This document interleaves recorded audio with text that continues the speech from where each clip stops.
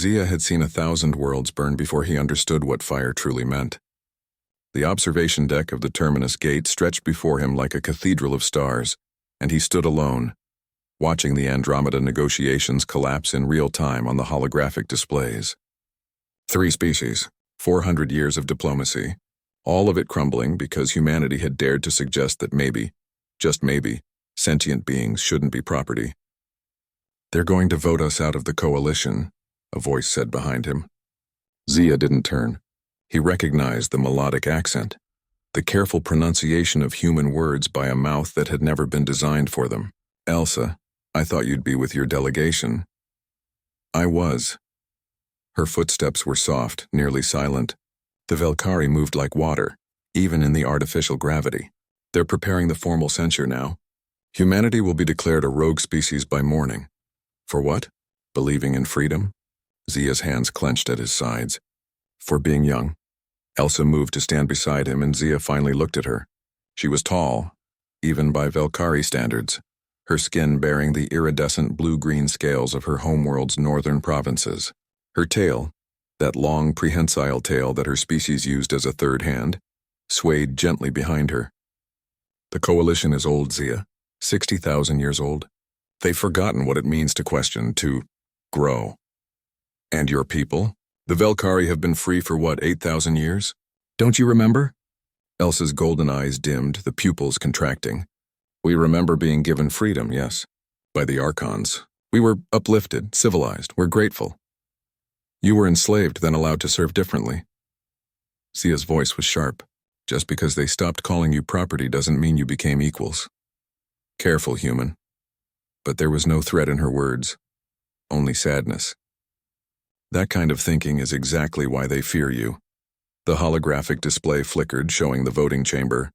17 species, each with their own symbol glowing in the circle. Humanity's sigil, a simple blue sphere, pulsed alone on one side of the proposition. 16 against 1. "We'll be expelled," Zia said quietly. "Quarantined to our own system. Maybe hunted if we try to leave." "Yes, and you? Your delegation will vote against us?" Elsa's tail twitched, a gesture Zia had learned meant discomfort. "We must. The coalition demands unanimity in such matters." They stood in silence, watching the stars. Earth was out there somewhere, 43 light-years away. Zia wondered if he'd ever see it again. "May I ask you something?" Elsa's voice was softer now. "Why do you care so much? About the Drell, I mean. They're not even your species. The Drell, the catalyst for everything.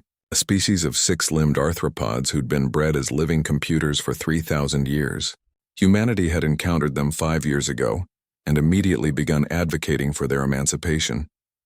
The coalition had been displeased. "Because they're people," Zia said simply. "Because when I look at a Drell, I see someone thinking, feeling, dreaming. How can I know that and do nothing? The Archons say the Drell were designed for their purpose, that they're happy in service." "The Archons say a lot of things." Zia turned to face her fully. "Did you know that on Earth we used to say the same things? Different colored skin, different language, different beliefs. We found every excuse to make some people less than others. We told ourselves they were happy, that it was natural, that it was what their gods wanted. And now we know better, and we can't unknow it, Elsa. That's the curse of consciousness. Once you recognize suffering, you're responsible for it." Elsa's tail moved again, this time brushing against Zia's hand. The contact was electric, not because of any physical sensation, but because of what it meant. The Velkari never touched other species casually. Their tails were sacred, intimate. "I showed you something once," Elsa said, her voice barely a whisper. "Do you remember? In the archives?" Zia did remember. 3 months ago, Elsa had taken him to the restricted Velkari historical databases, had shown him the truth that her people tried to forget, that the Velkari had been enslaved for 6,000 years before the Archons uplifted them, that the first generations of free Velkari had been lobotomized, their tails severed, their capacity for rebellion surgically removed. "You're the first generation born fully intact," Zia said. "The first in 200 generations who can feel everything your ancestors felt." "Yes."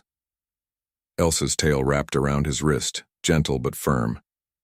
"And do you know what I feel when I see the Drell?" "What? I see my ancestors." I see chains wrapped in pretty words. I see suffering called purpose, her voice broke. And I see humans, these terrifying young, beautiful humans who are willing to burn their entire future just to say it's wrong. The holographic display chimed. The vote was beginning. You should go, Zia said, not pulling his hand away. Your delegation can vote without me. Elsa's grip tightened. Zia, what if you're not meant to change the coalition? What do you mean? What if you're meant to break it? The words hung in the air like a challenge. On the display, the first votes began to appear. Against humanity. Against freedom. Against change. There are others like me, Elsa continued, speaking faster now. Velkhari who remember, the Nyx who question, even some Archons who are tired of the old ways. We've been waiting for someone crazy enough to light the match. You're talking about civil war, about tearing apart 60,000 years of civilization. I'm talking about revolution. Elsa's eyes blazed. About becoming what we should have been all along. The coalition fears humanity because you remind them of what they've lost. Hope, passion, the will to fight for something better. They want to quarantine you because you're infectious. The votes continued to tally, 13 against 14, 15. If we do this, Zia said slowly, there's no going back.